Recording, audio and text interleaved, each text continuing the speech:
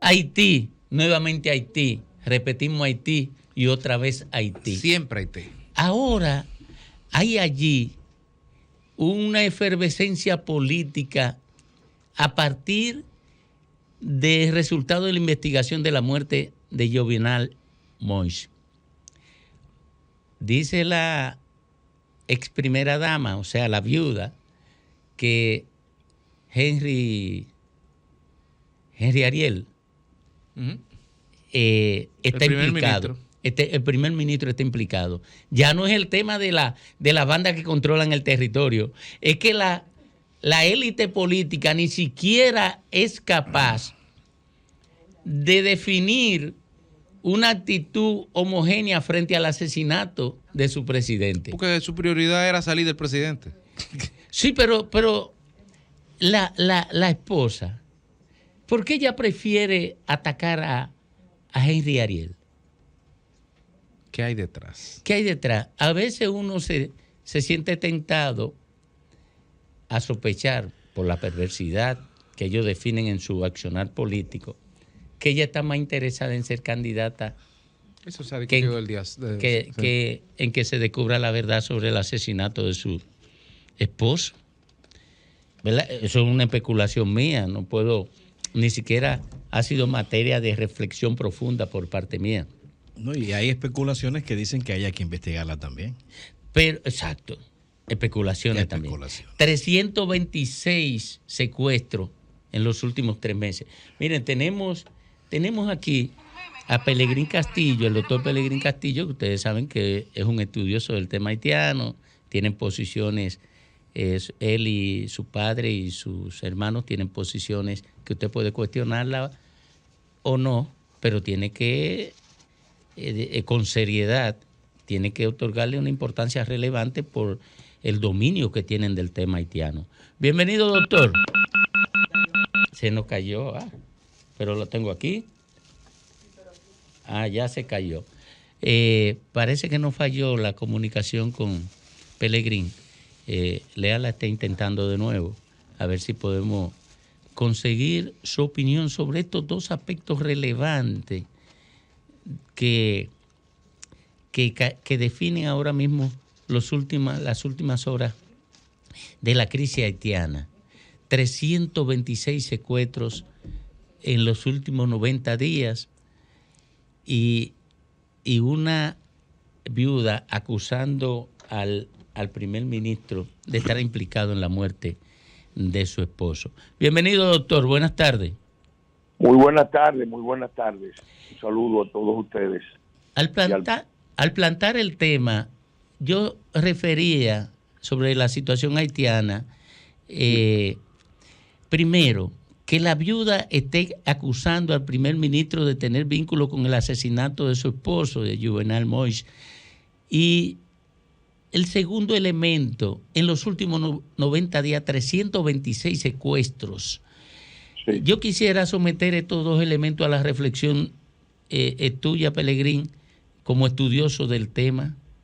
Sí, bueno, ante todo, es bueno tener presente que en Haití se venía desarrollando una contradicción de fondo muy fuerte que iba en una dirección de un conflicto.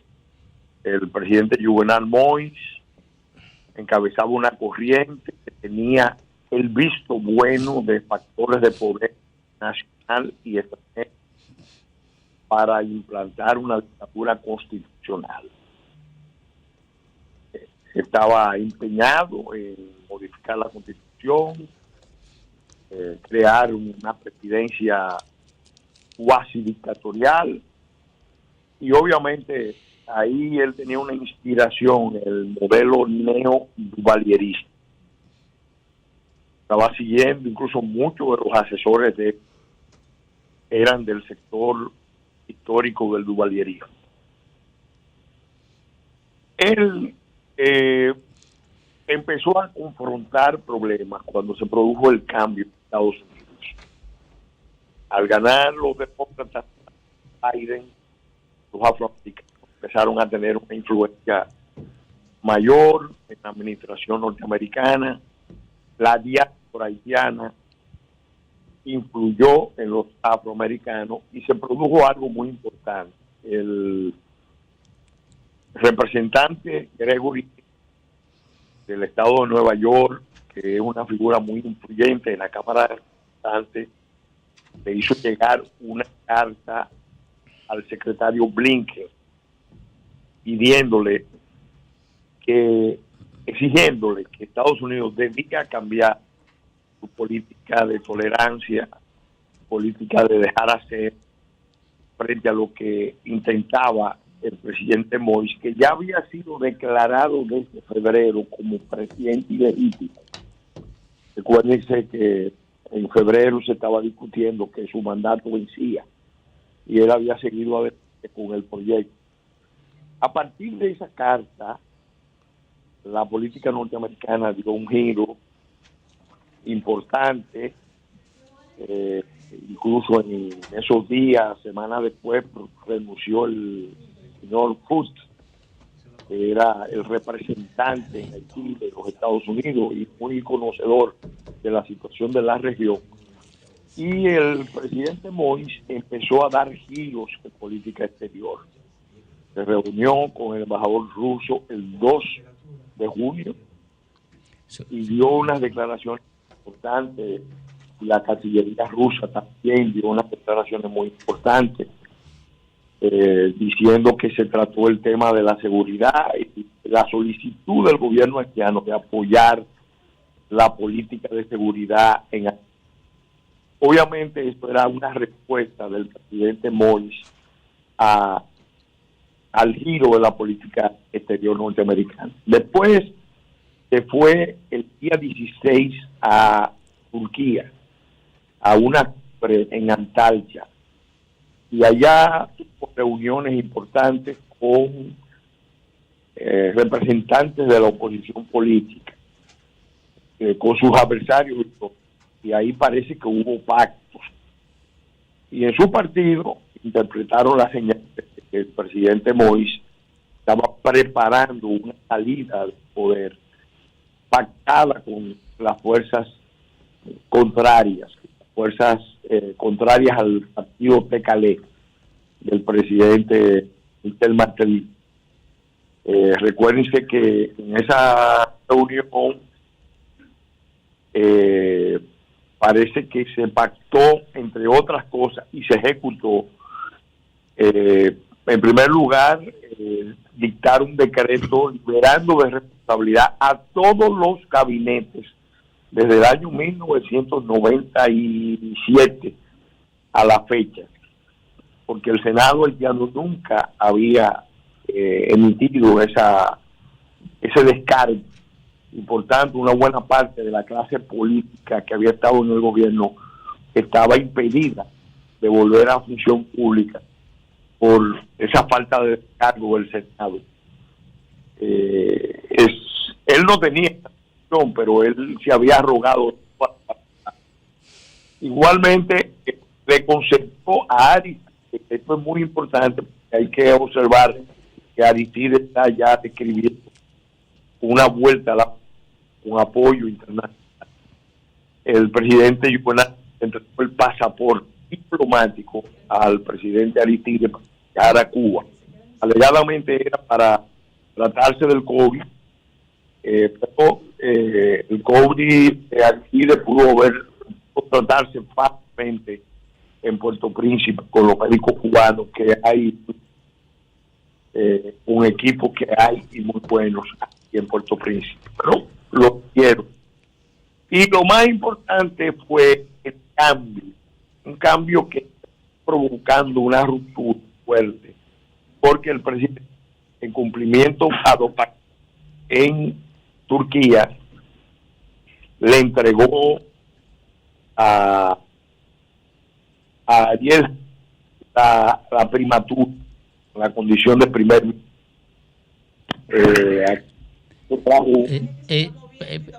Pelegrín, está en movimiento, ¿verdad? Y a veces se corta la comunicación. Ojalá y pudiera ubicarte firme en algún lugar.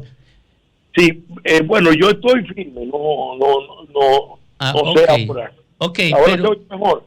Pero permíteme ahí violentar tu relato. ¿Qué se puede esperar? Porque a nosotros nos gustaría comprender hacia dónde va, si es que se puede pronosticar, este conflicto, el conflicto derivado del asesinato de Juvenal. Bueno. ¿Cómo puede impactar en la posibilidad, que es lo que desea toda la comunidad, en la posibilidad de construir una ruta de estabilidad política? Bueno, realmente ese es el elemento que más preocupa, porque al morir Juvenal Moïse, se produce una situación ya todavía mucho más cargada, incertidumbre, porque la opción que él estaba impulsando se aleja, y lo que se ve es una especie de limbo donde no hay poderes. El primer ministro, Henry, está ahí porque la comunidad internacional prefirió mantener a Ali Ringili como expresión de la voluntad del último presidente, pero no porque tenga una base propia en un gran acuerdo, un gran consenso nacional. Entonces, ¿qué es lo que complica la situación? Mira, complica la situación el hecho de que han seguido produciéndose envíos de grandes cantidades de armas modernas, muy modernas, a las bandas que son pequeños ejércitos, que no son bandas como cualquiera puede pensar, del Cotillo y cosas así. No. Esas bandas son bandas que tienen consigna, orientación política, o que están vinculados a figuras políticas, o que están vinculados a grupos económicos, o que están vinculados a factores externos de diferentes tipos. ¿Y por qué los secuestros entonces?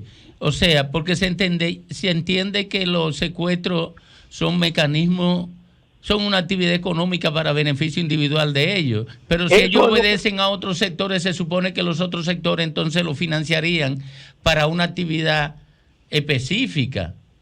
Mira, eso es lo que aparenta. Están generando un comercio de secuestro, incluso se dice que como hay un clima de seguridad, las empresas usan un mecanismo de aseguramiento de los ejecutivos, y mucha gente se asegura contra secuestro, y que se ha generado una especie de área de comercio ilícito, porque hay secuestro y autosecuestro para cobro del seguro. Yo no creo eso. Yo creo que en el fondo la violencia, porque no solamente hay secuestro, hay asesinato, bloqueo de ruta, incluso ahora en estos días había un bloqueo de las aduanas o una ralentización de las aduanas. Yo creo que todo esto apunta a provocar un estallido que pueda tener repercusiones en el mismo Haití y en esta parte, en la región. Pero en ese sentido, Pelegrín, sí. Buenas tardes, Lenchi de este lado, un abrazo, hermano. Hola, Lenchi. En estos días vi manifestaciones que ocurrieron favoreciendo la participación de Aristide como en la formación de un gobierno provisional. Dada el peso que ha tenido Aristide en la política nacional haitiana, ¿qué posibilidades tú ves a eso y hacia dónde puede conducir la presencia política de Aristide de manera tan determinante? Mira, hay que ser efectivo, aunque Aristide ha descrito una posición antidominicana. Es personalmente el líder más influyente que hay.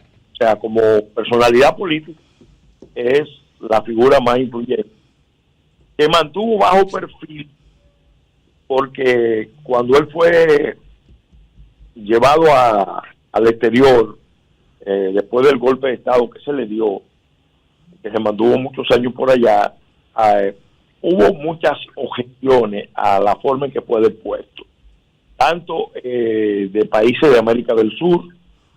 Los países del ALBA objetaron el derrocamiento de Aristide, pero lo más importante, que es lo que puede hacer que Aristide empiece a relanzarse, es que la diáspora haitiana en Estados Unidos nunca aceptó ninguno de los dos derrocamientos de Aristide. El primero se produjo bajo el mandato de Bush padre, y el intento de reposición de Aristide, que fue impuesto por Estados Unidos, más que intento, la reposición de Aristide, que se produjo en el 94 o 25, fue una exigencia de la diáspora haitiana y de el caucus afroamericano. Dio a Clinton la reposición de Aristide. Eso fue una condición del trato de Clinton con los afroamericanos. Y después, cuando fue derrocado la segunda vez, que estuvo precedido de aquel reclamo que él hizo a Francia, de que tenía que pagar una indemnización equivalente a 20 mil millones de dólares. Después de ese derrocamiento, también la comunidad afroamericana entendió que era inaceptable ese derrocamiento. Nunca aceptaron el derrocamiento de Aristide. A pesar de que Aristide, evidentemente, aunque tiene una gran legitimidad en la elección de su poder, describió una línea brutalmente autoritaria contra sus opositores. Pero de todas formas, ese fue el líder que cogieron millones de haitianos. Pelegrín, ahora mismo, ¿cuál es la actitud, si es que ha operado alguna modificación de los centros de poder internacionales sobre Haití? ¿Qué hacer? ¿Cuál es la posición que ellos tienen sobre Haití en este momento, en términos de la coyuntura? No la que han tenido siempre, pero con modificaciones o no, sino en la coyuntura actual. ¿Qué es lo que ellos entienden que debe hacerse con Haití? Mira, ahora mismo hay una especie de contradicción en el Consejo de Seguridad Nacional. Hace apenas una semana, un grupo de personalidades y grupos haitianos influyentes le enviaron una carta al presidente Xi Jinping y al presidente Putin reclamando que esos países usaran su poder de veto en el Consejo de Seguridad para que no se renovara el mandato de la MINUSCA.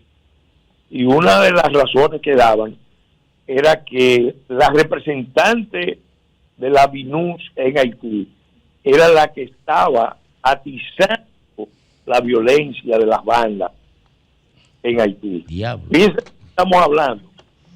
En República Dominicana intentó en 5 ocasiones, el gobierno pasado de Danilo Medina y en de Luis Abinader, de que el Consejo de Seguridad se reuniera y resolutara sobre la situación de Haití, y no se pudo hacer como resultado de las contradicciones que se están dando a nivel de las potencias respecto al destino de Haití.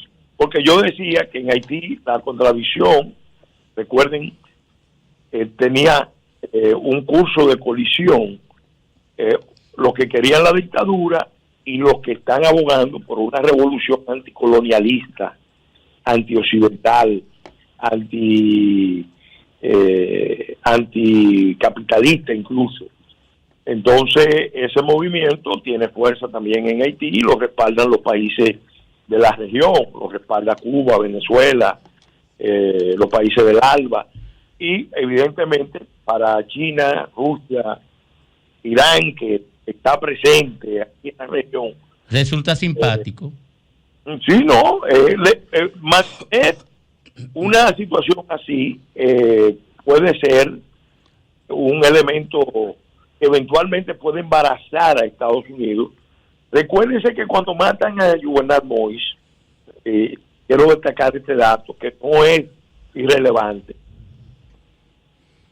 Actúa un grupo de comandos colombianos. Sí. Todo parece indicar que la mayoría de los que actuaron ahí, en cierta manera cayeron en una trampa, porque ellos estaban trabajando para la fuerza de seguridad y para grupos de poder allá, y los convocaron a dar un golpe de Estado. Gracias, Pelegrín. Muchísimas gracias. No, lo que quería mencionar era lo de Taiwán. Lo de Taiwán. Que recuérdense que ese grupo quedó una especie de... y les recomendaron a ellos, cosa muy extraña, que se fueran a la embajada de Taiwán. Es decir, ellos estaban esperando un golpe de Estado o la toma de poder de las fuerzas contrarias, y resulta que esa misma fuerza les dijeron que se fueran a la embajada de Taiwán, y a ellos lo detienen, al grupo de colombianos en la embajada de Taiwán. O sea que ahí todo parece indicar que hubo una jugada de altísima inteligencia, muy fina, que jugó ahí en el escenario para ese desenlace del presidente Moïse. Sí. Lo importante, miren, si me dan un minuto, lo importante es que los dominicanos nos preparemos para estar unidos, porque hay guerra mundial, nadie dude que hay guerra mundial.